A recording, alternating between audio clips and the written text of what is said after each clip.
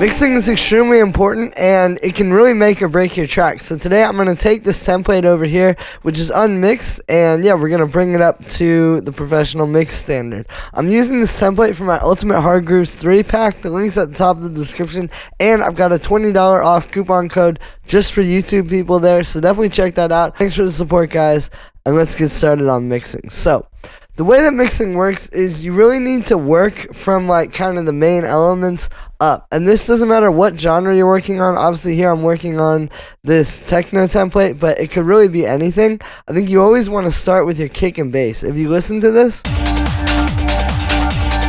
and try to break down like what about this isn't a good mix to start, you know, compared to like a finished mix like this, you'll notice that the kick and bass not being loud enough is really messing up the track. And no matter what genre it is, even if it's like a rock mix, you know, this stuff really has to be on top. So what I always do is I mute everything else, right? Like we can literally just mute everything in here and then just listen to the kick and bass and get the balance between these good. And when I say the balance, I literally just mean like use your ear. And start with levels. We'll do a bit of EQing, but it really starts with the levels. Right, we want to get the kick on top, and then we can kind of match this.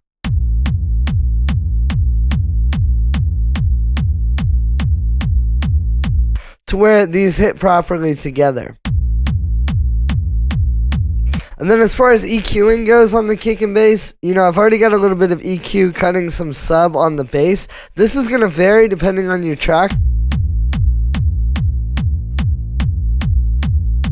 Right, you want to just let through enough. You also might want to do a little bit of this on your kick. You don't have to every time, but it can help. As you can see, you can turn the kick up a little bit louder, and then when you go to master it as well, there's less like low end just hitting the mastering steps, so it's going to be a little bit easier to master.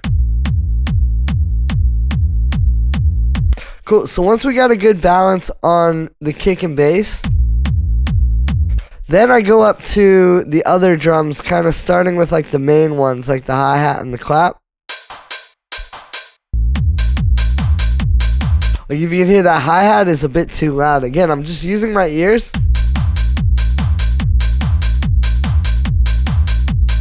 You know, we can sidechain the hi-hat as well, which can help to kind of keep it cleaned up a little bit. And when I do the sidechain, I sidechain to the kick, and then you use this filter frequency here with the high pass filter. So basically all it's doing is sidechaining to this part of the kick. It's just that little short click that you're sidechaining to. So it's just going to be a little bit tighter sidechain.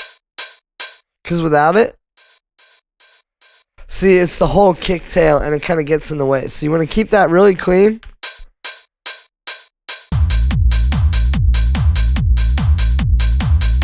And now you can see that the hi-hat fits a bit better. And then the clap is usually just a bit of leveling.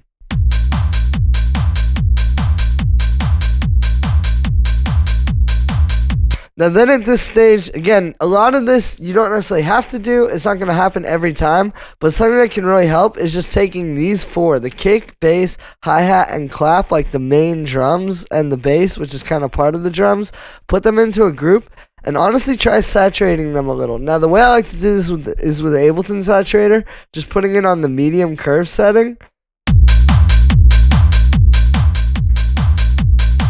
And then blending it and just having a bit of it in there. And playing with this amount low is good because the low end is going to kind of like crunch it a little too much, but you can just turn that down slightly and it'll clean it up. So already we're off to a really great start, right? We've got our main drums just like really punching. This is where I go and check all the percussion layers. Right, and just try to get them a little bit underneath this,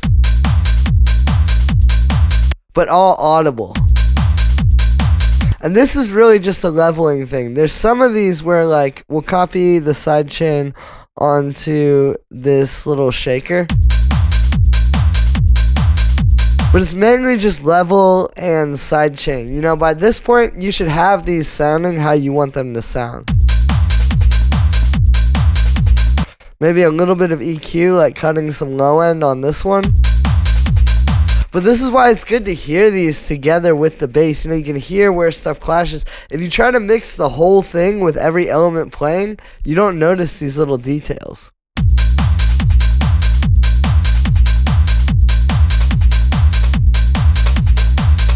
And even you don't notice which things you can't hear that you need to turn up a little bit, like with this.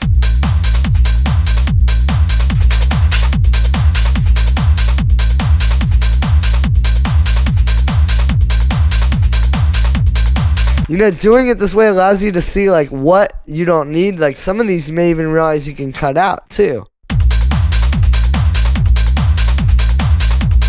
And I think this needs a little bit of sidechain. Again, I'm just using my ears and listening to the groove with each layer coming in one by one and just kind of seeing what it needs.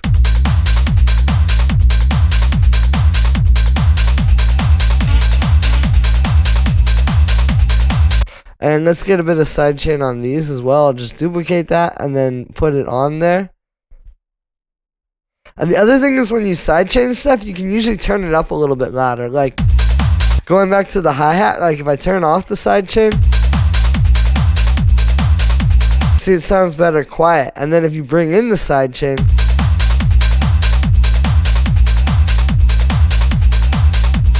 it can be a little bit louder. Another good rule of thumb with like electronic music and dance music like this is think about when you're at like a rave or a club, what do you really hear the most, right? And that's kind of how you want to mix it. Like if you have a really good kick and bass coming through and like the main drums, this is 90% of what you hear on those big club systems. So if you get that stuff right and have it right up top, you kind of can't go wrong, right?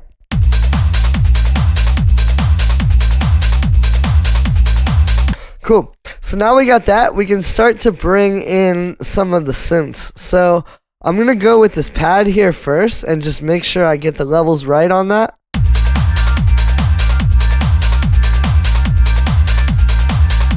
And also this is where we can hear if it needs a little bit more high passing.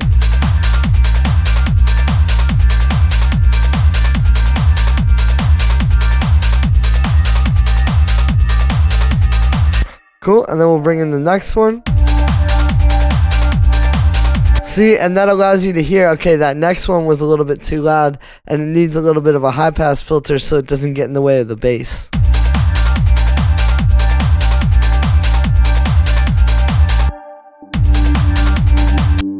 Yeah, same deal here. This is good and it definitely adds a lot, but it needs a little bit of a high pass as well.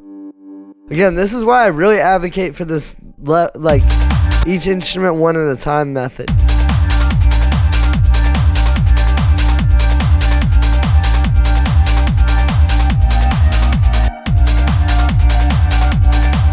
And even this one too a little bit, right? Just really letting that bass shine by getting rid of all the bass. And now you can go and get more of like the background synths, like these stabs.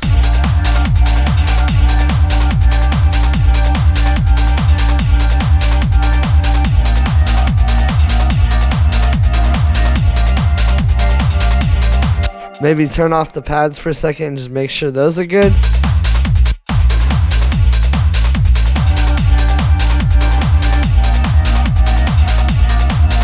And sometimes when you're doing these high pass filters here, if you turn the resonance up too high, you can actually end up adding low end. So definitely make sure you just cut it down like that.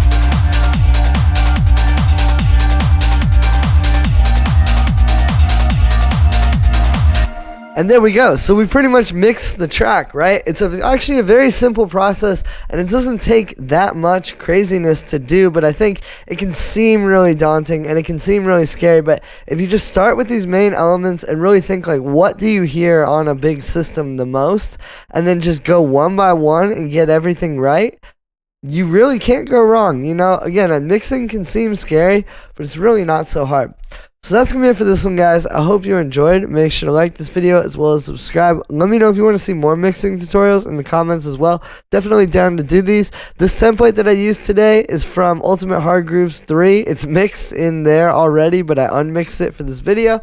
But yeah, you can get this template and the other ones. I've got a $20 off coupon code in the description for viewers on YouTube only. So definitely snatch that up while it's available. It's a great deal. Thanks for the support, guys, and I will see you tomorrow with another video.